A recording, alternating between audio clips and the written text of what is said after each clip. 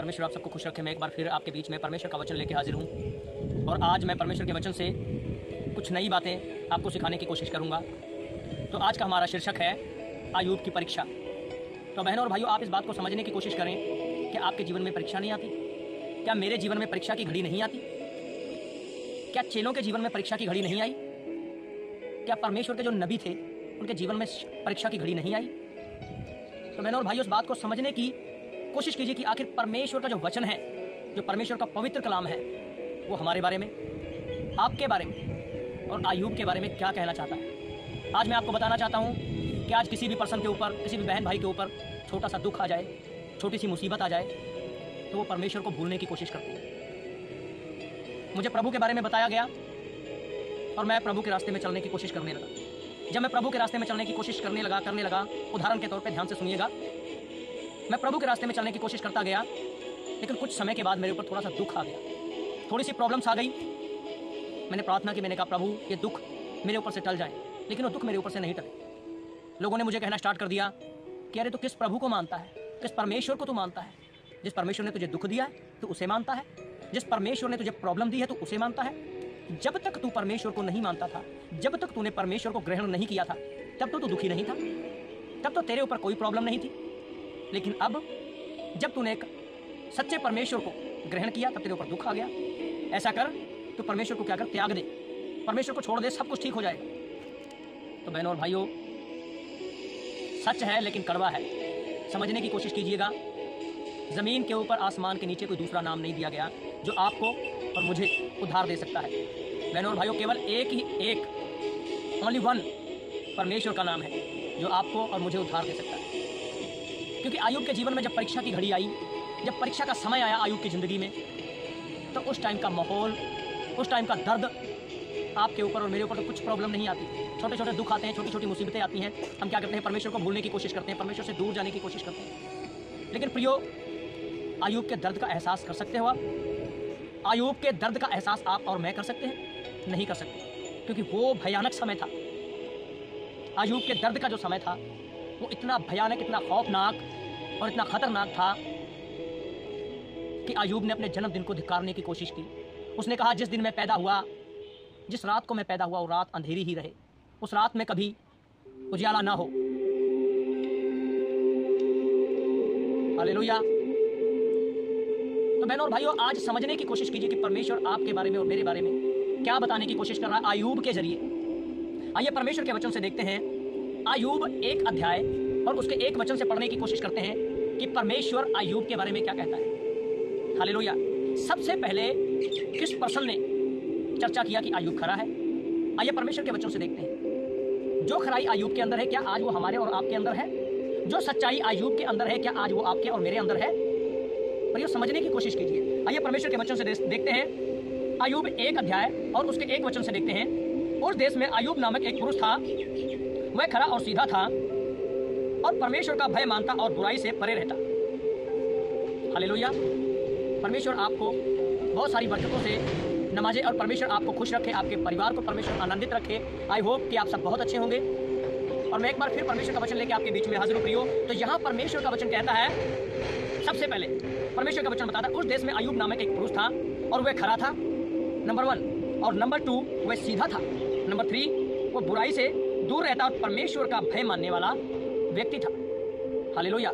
परमेश्वर का भय मानने वाला और बुराई से दूर रहने वाला कोई और व्यक्ति उसके तुल्य नहीं था।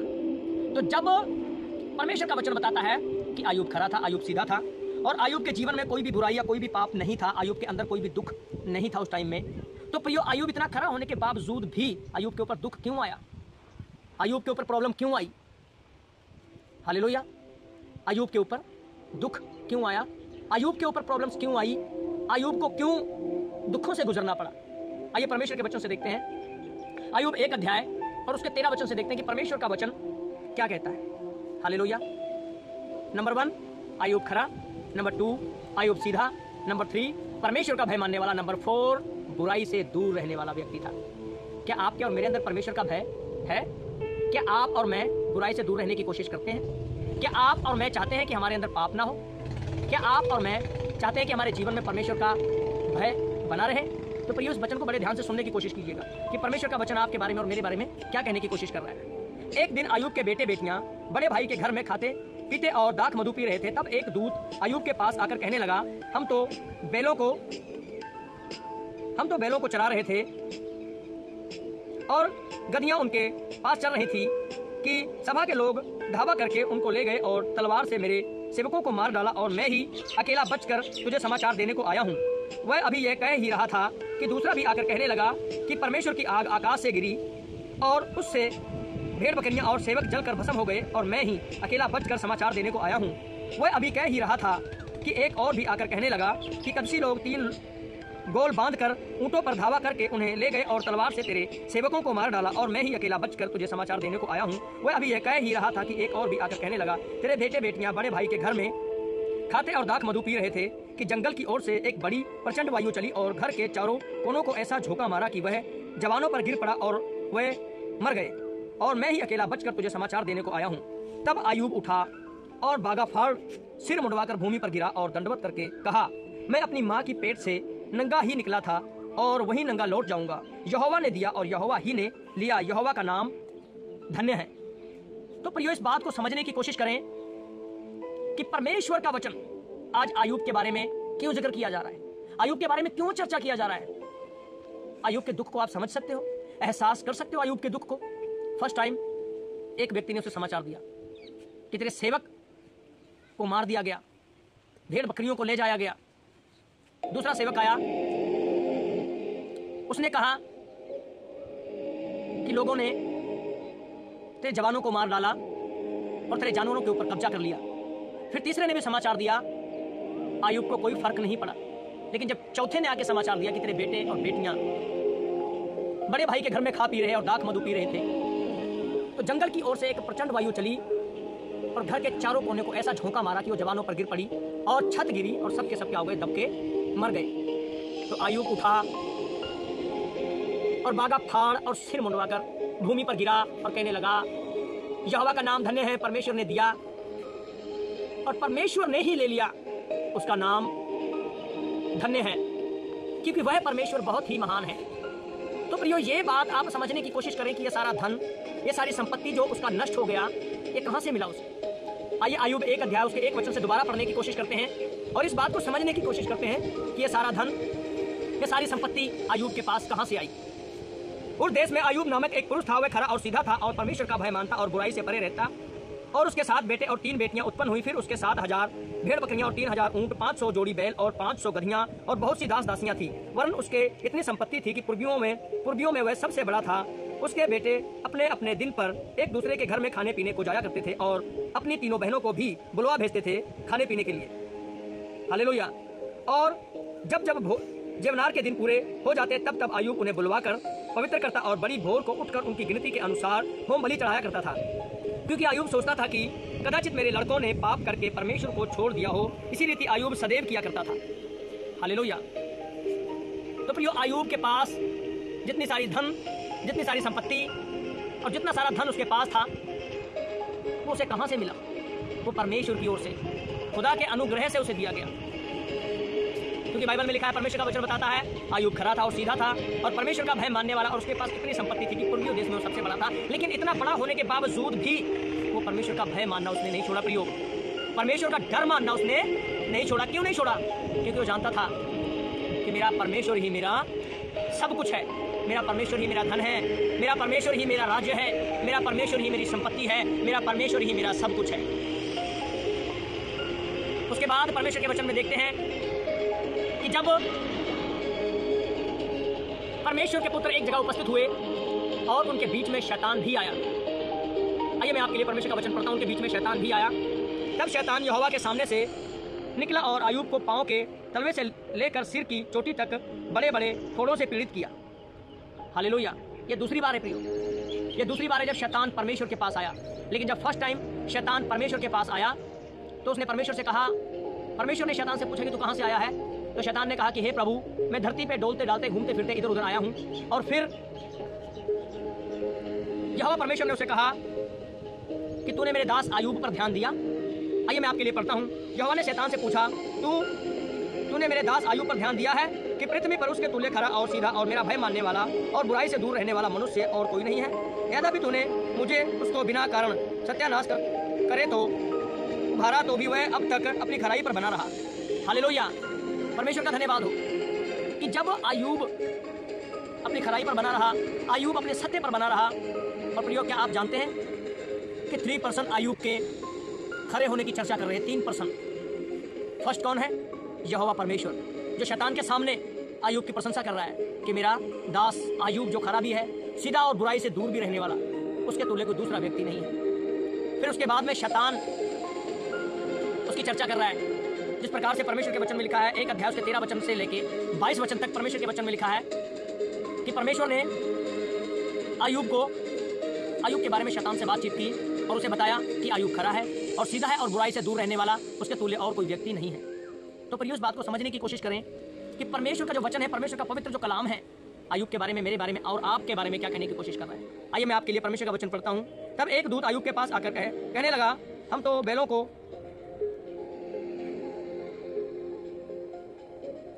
हालेलुया। तब एक दूत आयूब के पास आकर कहने लगा, हम तो बैलों को हल जोत रहे थे और गधियां उनके पास चल रही थी कि सभा के लोग धावा करके उनको ले गए और तलवार से तेरे दासों, तेरे सेवकों को मार डाला और मैं ही अकेला बचकर तुझे समाचार देने को आया हूँ। और उसके बाद 22 वचन में लिखा, इन सब बातों में भी आयूब ने ना तो कोई पाप किया और ना परमेश्वर पर मूर्खता से दोष लगाया। हालेलुया। आयूब का क्या हो गया? सब कुछ नष्ट हो गया, आयूब का सब कुछ खत्म हो गया। सब कुछ खत्म होने के बावजूद भी 22 वचन कहता है, आयूब ने ना मूर्खता से परमेश्वर पर दोष लगाया और ना आयूब ने कोई पाप किया। बहनों और भाइयों, आपके ऊपर और मेरे ऊपर अगर कोई छोटा सा दुख आता है, कोई छोटी सी प्रॉब्लम आती है, तो हम उसी वक्त परमेश्वर को धिक्कारने की कोशिश करते हैं। हम सोचते हैं कि हम किस परमेश्वर को मानते हैं जिसने मेरी सुधि ना ली, मेरे दुख में मेरी सहायता ना की। लेकिन प्रिय, उस बात को समझने की कोशिश करें कि जब हमारे ऊपर परीक्षाएं आती हैं, तो जो परीक्षा आयूब के ऊपर पड़ी, वो परीक्षा हमारे ऊपर नहीं पड़ती। क्योंकि समझने की कोशिश करें इस बात को। और उसके आगे परमेश्वर के वचन में लिखा है, आयूब 2 अध्याय उसके 7 वचन से लेकर 11 वचन तक लिखा है, अब आयूब की पत्नी भी, हालेलुया, फर्स्ट पर्सन परमेश्वर ने आयूब की प्रशंसा की कि आयूब खरा है और सीधा है। क्यों? क्योंकि आयूब अपने सत्य में बना रहा, आयूब अपनी खराई में बना रहा। और उसके बाद शैतान ने भी आयूब की प्रशंसा की कि हे परमेश्वर, आयूब खरा है और सीधा है, लेकिन तूने अपना हाथ आयूब के ऊपर रखा है, इसीलिए वो खरा और सीधा है। और तू क्या कर, अब अपना हाथ आयूब के ऊपर से हटा, तब वो तेरे मुंह पर ही तेरी निंदा करेगा। क्योंकि परमेश्वर के वचन में लिखा है, फिर आयूब का धन नाश हो गया। आयूब का धन क्या हो गया? खत्म हो गया, नष्ट हो गया। आयूब के बच्चे मर गए। जब दोबारा परमेश्वर से मिला, फिर परमेश्वर ने उसे बताया, क्या तूने मेरे दास आयूब पर ध्यान दिया? वो आज भी खरा और सीधा है और मेरा भय मानने वाला। हालेलुया। तो जब परमेश्वर ने उसे ये बताया, तो शैतान ने भी उसे कहा कि उसके शरीर पर से तू अपना हाथ हटा, फिर देखो तेरे मुंह पर ही तेरी निंदा करेगा। आइए परमेश्वर के वचन से देखते हैं 7 अध्याय। तब शैतान यहोवा के सामने से निकला और आयूब को पांव के तलवे से लेकर सिर की चोटी तक बड़े बड़े फोड़ों से पीड़ित किया। तब आयूब खुजलाने के लिए एक ठीकरा लेकर परमेश्वर की तब आयूब ठीकरा लेकर राख पर बैठ गया। और तब उसकी स्त्री उससे कहने लगी, क्या तू अब भी अपनी खराई पर बना है और परमेश्वर की निंदा कर, चाहे मर जाए तो मर जा। हालेलुया। अब आयूब की पत्नी यहाँ पर बोल रही है, आयूब की घरवाली, अगर तू मर जाए तो मर जा, लेकिन परमेश्वर ने तुझे इतना दुख दिया, परमेश्वर ने तुझे इतनी प्रॉब्लम दी, फिर भी तू अपनी खराई पर बना है। हालेलुया। लेकिन आयूब, बहनों और भाइयों, अपनी खराई पर क्यों बना रहा? आयूब अपनी खराई पर क्यों बना रहा? हालेलुया। आप इस बात को जानते हैं कि आयूब अपनी खराई पर क्यों बना रहा? क्योंकि परमेश्वर का वचन बताता है, जिस प्रकार यशायाह 54 अध्याय और उसके 10 वचन में लिखा गया है कि आयूब को अपने भविष्य ज्ञान में कहीं ना कहीं ये जरूर मालूम था कि परमेश्वर क्या करेगा, मेरी रक्षा करेगा, और परमेश्वर क्या करेगा, मुझे बचाएगा। इस बात को समझने की कोशिश कीजिएगा, कितना समय लगा होगा, समझने की कोशिश कीजिएगा इस बात को, कितना टाइम लगा होगा। आयूब का धन नष्ट हो गया, उसके बच्चे मर गए, उसके बाद कितने समय तक आयूब दुखी रहा होगा, आयूब प्रॉब्लम में रहा होगा, आयूब के ऊपर परेशानियां आई होंगी, कितने टाइम तक। लेकिन प्रिय, इस बात को समझने की कोशिश करें कि कहीं ना कहीं पे आयूब को अपने भविष्य ज्ञान में ये मालूम था कि मेरा परमेश्वर यहोवा मेरी रक्षा करने के लिए मेरे साथ है। मेरा परमेश्वर यहोवा मुझे अकेला नहीं छोड़ने वाला, मेरा परमेश्वर यहोवा मुझे दुख में नहीं छोड़ने वाला, मेरा परमेश्वर यहोवा मुझे बीमारियों में नहीं छोड़ने वाला, मेरा यहोवा परमेश्वर मुझे शैतान के हाथों में नहीं छोड़ने वाला, मेरा यहोवा परमेश्वर मुझे बचाने की ताकत और शक्ति रखता है। तो प्रिय, उस बात को समझने की कोशिश करें, जिस प्रकार परमेश्वर के वचन में लिखा है, यशायाह 54 अध्याय और उसके 10 वचन में परमेश्वर का वचन बताता है, चाहे पहाड़ हट जाएं और पहाड़ियां टल जाएं तो भी मेरी करुणा तुझ पर से कभी ना हटेगी और मेरी शांतिदायक वाचा ना टलेगी। यहोवा जो तुझ पर दया करता है उसका यही वचन है। हालेलुया। यहोवा जो तुझ पर दया करता है उसका यही वचन है। हालेलुया।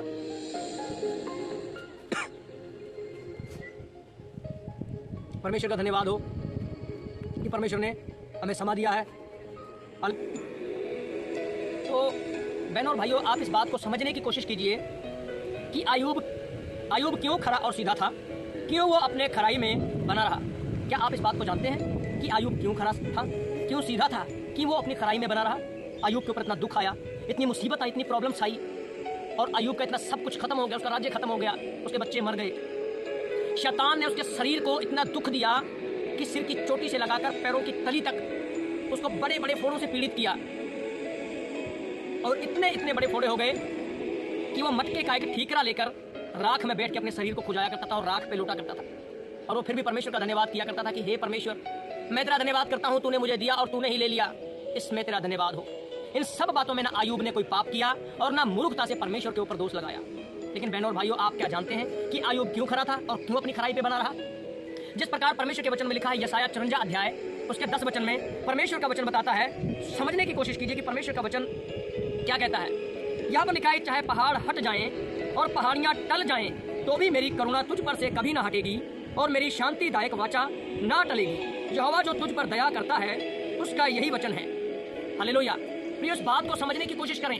यशायाह 54 अध्याय उसके 10 वचन में परमेश्वर ने साफ वादा किया है। अपने भविष्य ज्ञान में आयूब को कहीं ना कहीं ये मालूम था कि परमेश्वर क्या है, मेरे साथ है, मेरा दुख बड़ा नहीं है, मेरा राज्य खत्म हो गया, मेरे बच्चे खत्म हो गए, मेरे शरीर में इतनी प्रॉब्लम आ गई, अब मेरी अर्धांगिनी, मेरी पत्नी जिसे मेरे हड्डियों में से निकाल कर बनाया गया है, अब वो भी मुझे छोड़कर जा रही है,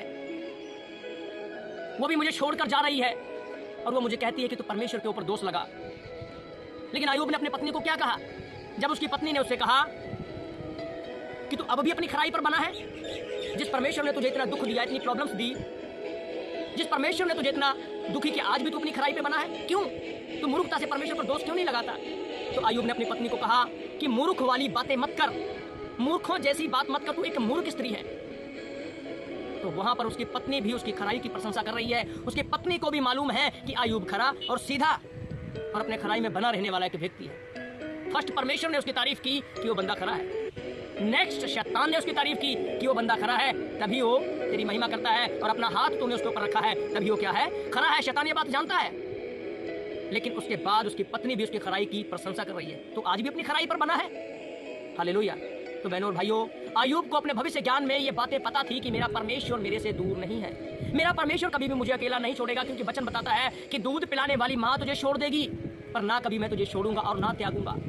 यशायाह 54 अध्याय उसके 10 वचन में परमेश्वर का कलाम कहता है, पहाड़ हट जाएं, पहाड़ियां टल जाएं, लेकिन मेरा वचन, मेरा अनुग्रह तुझ पर से कभी ना टलेगा और मैं तुझे सदा बचाए रखूंगा। हालेलुया। तो आयूब को यह मालूम था कि मेरा परमेश्वर मेरे साथ है, मेरे ऊपर दुख आया कोई प्रॉब्लम नहीं। हालेलुया।